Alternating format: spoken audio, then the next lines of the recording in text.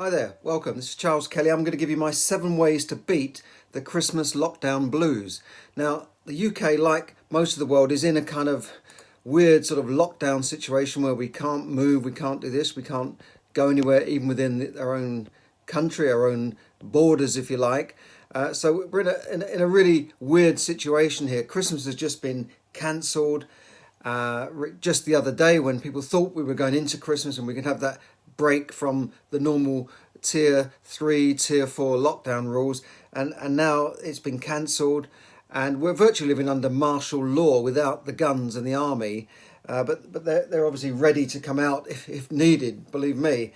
And you know, London is now under tier 4 rules, which means it's a higher tier of, it's almost like a lockdown, and they're expecting the whole country to be put into this situation shortly. I was actually waiting today to see if there would be an announcement today, but it hasn't happened. Now, we all know that mental health, mental health issues, depression, and even suicide are actually on the increase this year, as people feel more and more isolated and stuck in their own mind, their own houses, if you like. So what can we do to overcome this? Well, here are 7 quick tips to help you get through this period. And I think the first thing we need to do is put this into perspective. Christmas is really a one-day religious holiday, one of many holy holidays. Holidays, the word holiday comes from holy day, one of many holy days in the Christian calendar. In fact, it's probably not even the biggest holy day. The real big one, if you like, is Easter. And Christmas can be celebrated quietly by attending a church service or a carol service. Or if you can't do that, if they're going to be closed, then you could join one of the many online services now. The church has adapted. They're broadcasting their services online, and I'm sure maybe your local church would be doing the same.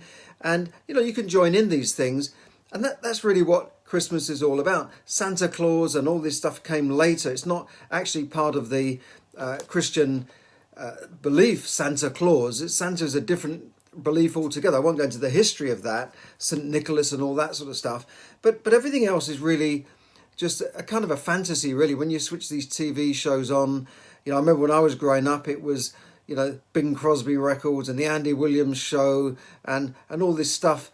They're all a bit of fantasy, really. Christmas doesn't really exist in that same way as the songs tell you and that sort of thing. So let's get it into perspective.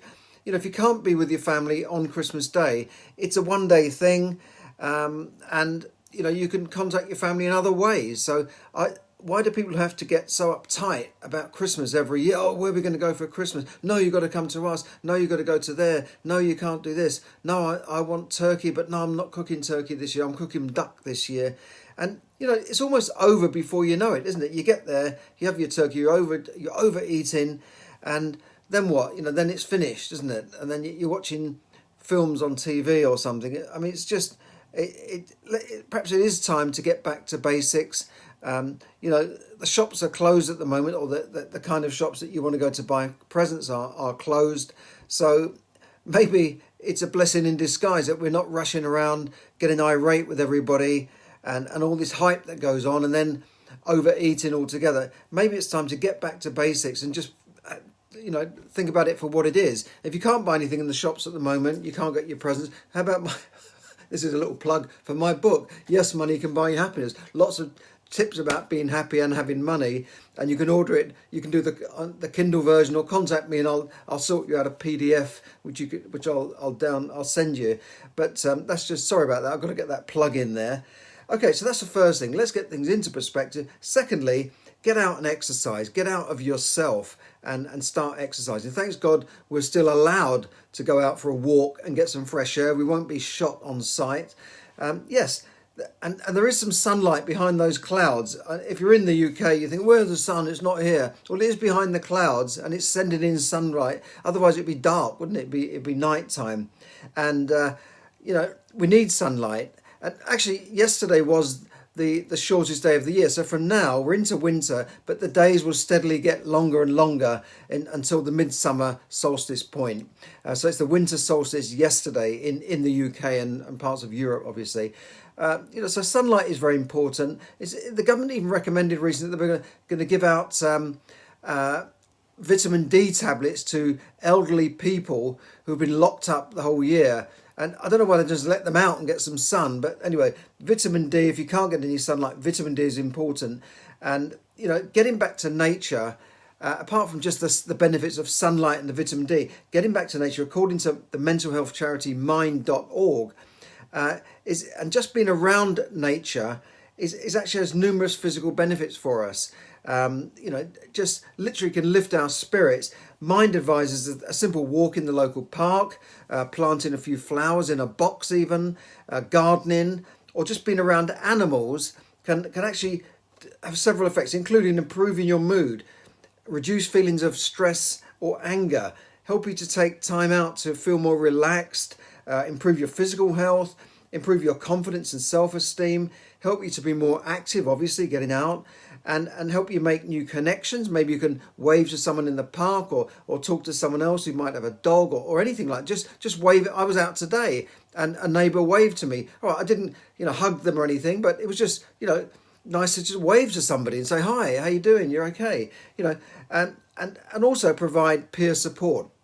So those are just some of the benefits of just getting out and just being out around people. And it's just one of those things. Get out and get some exercise. You can also ask your local council, for instance, about taking on an allotment. In case you don't know what allotment is, you rent.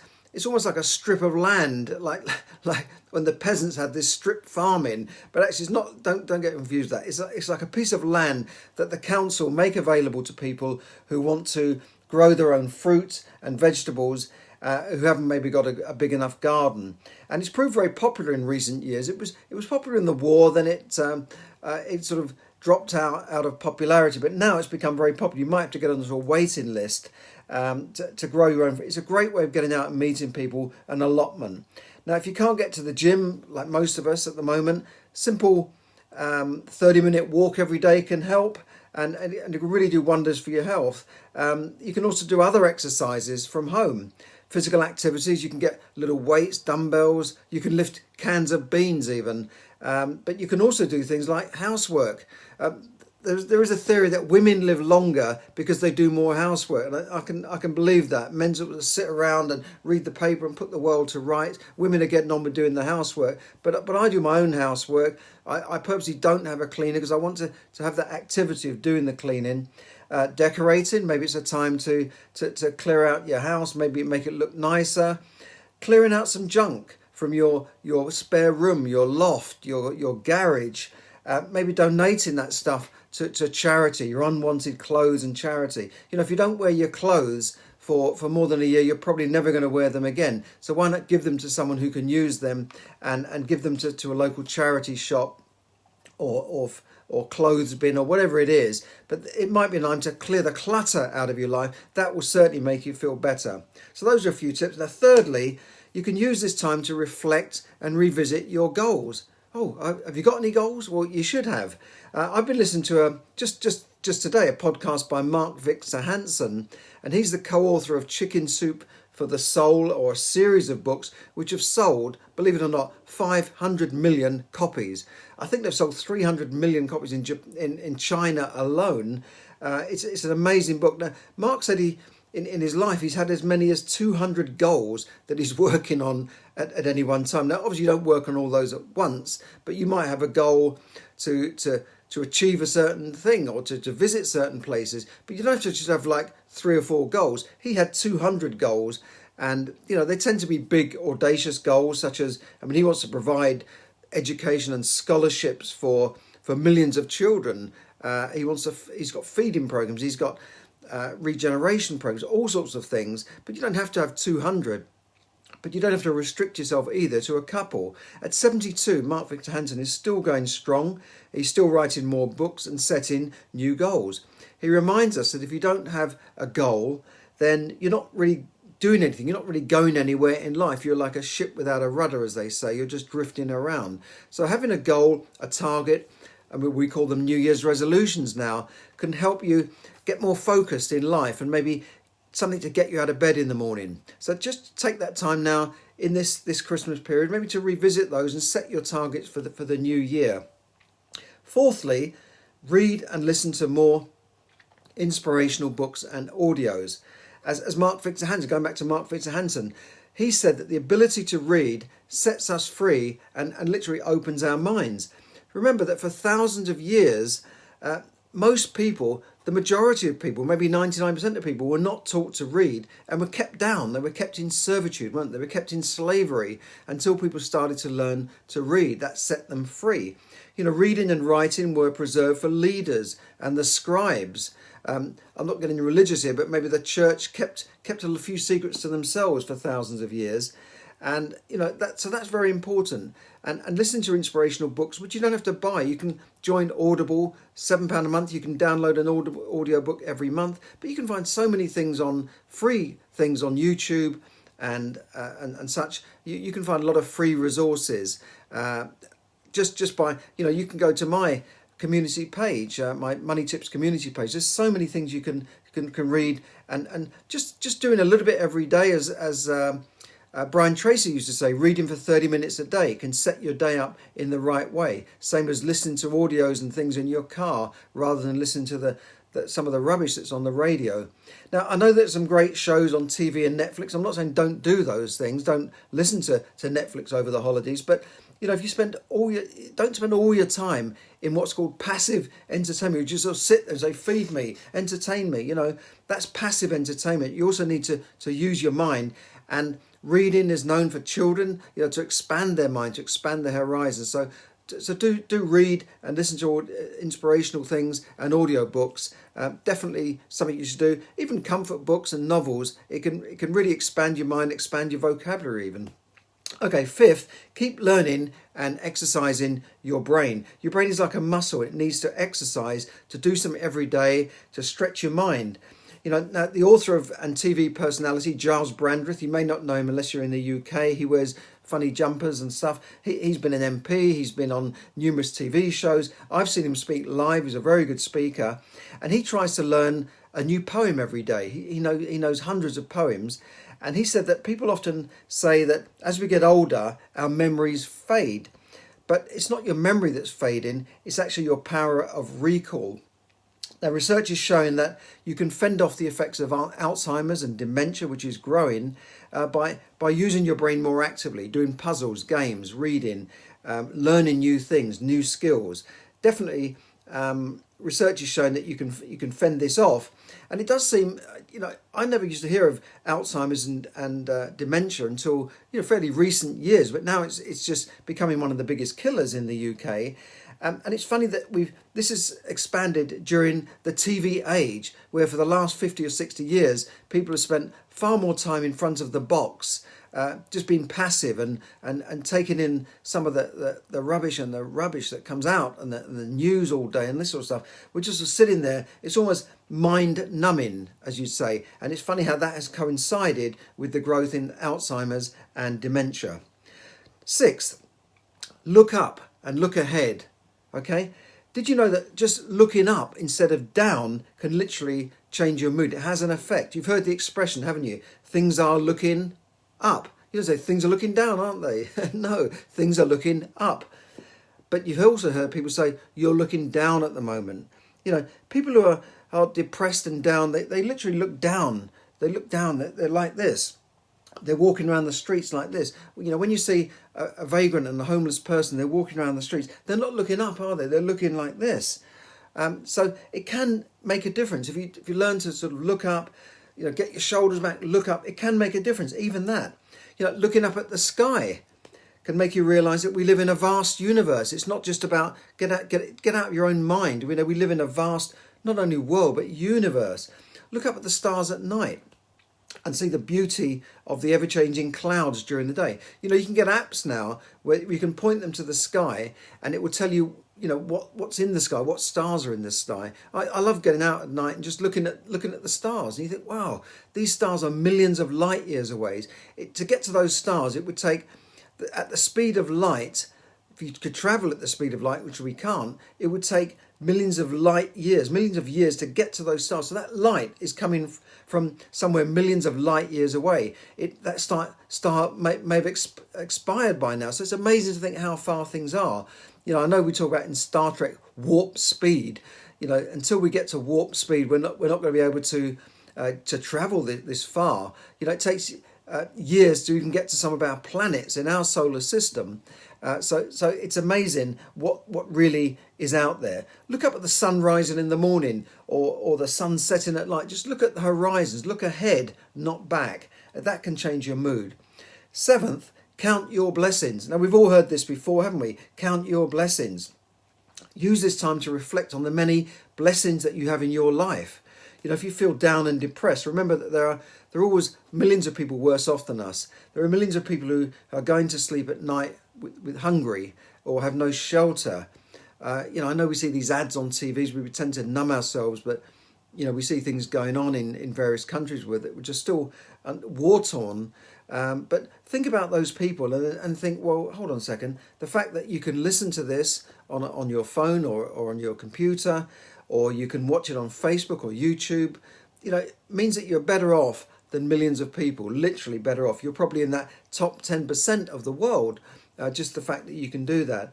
So the best way to stop feeling depressed, in fact, is to do something for someone else.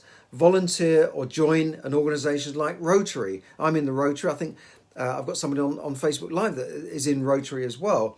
Doesn't have to be Rotary. It could be your local food bank, or one of the thousands of charities that you can join or volunteer to do stuff for.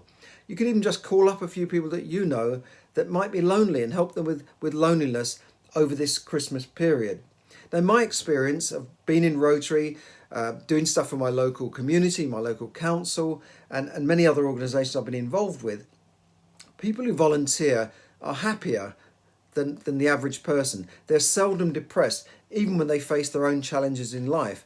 I know someone that has been doing stuff for the NSPCC for many, many years in my local area, and she can, barely walk. She's always hunched. Her back is hunched over. She's got a problem with her back and hunched over. She can barely walk, but you can never see her looking miserable. She's always smiling. She always has a smile for you. I never hear her say, "Oh, it's a rotten day, isn't it?" And she's spent her life doing stuff for other people. So even when they're facing their own challenges, people who volunteer, people who get out there and do something, it doesn't have to mean you have to get out and get out literally, but people who do something for other people are happier and less depressed than the average person. That's my main tip for the day. If you want to change your perspective, try doing something for other people. It literally makes a difference, and that's just not me saying that. That's fact. So I want to say to you, have a safe and happy Christmas. Have a successful 2021. And as I said, if the shops are closing, you need a stocking filler. Have a look at my book. Yes, money can buy you happiness. It's a take on that old saying about money. It's a bit of a flippant term. Many people say money can't buy you happiness, but try telling that to somebody who is hungry tonight. They need a bit of money. So you need to make yourself. Wealth is out there. Abundance is out there. You need to make yourself, wealthy, if you like, before you can help anybody else. So there's many tips in that book that can help you. So thanks for listening, and have a great Christmas and a happy and successful New Year. And thank you for all the people who've tuned in on Facebook Live. Hi to Dave there. Hi to Desmond, a fellow Rotarian there. Nice to see you. And Desmond says here, getting back to nature is great. Doggy walks are great, like bike rides and golf. Yes, great. I definitely agree with that. I haven't got a dog myself, but having a dog must make people have to get out at least once a day, I guess, twice a day probably, just to walk the dog. And it's a good way of getting exercise. Ethel, how you doing there? She said, I agree, and definitely I agree. And Dave, my old mate, who must have done a lot of walking in his lifetime, because he's a former postman, and postmen must do miles and miles a day. I personally try and walk at least 3 miles a day, about 7,000 steps on my app. If you've got a smartphone, it's a free app. It's a heart-shaped app. It will tell you how many steps you're walking. It will tell you lots of other things about your health that you probably didn't even know were tracking you. But it's very useful. If you can't measure something, you can't really make sure you're doing something. That measurement helps me think, oh, well, I haven't walked that much today. Look, I've only done 10,000, I've only done 1,000 steps. I need to get out more and do a bit more walking. So great to see you all. And don't worry about the news so much. Try and follow these tips to help yourself make yourself feeling better. Thanks for listening, and happy Christmas, everyone. Bye for now.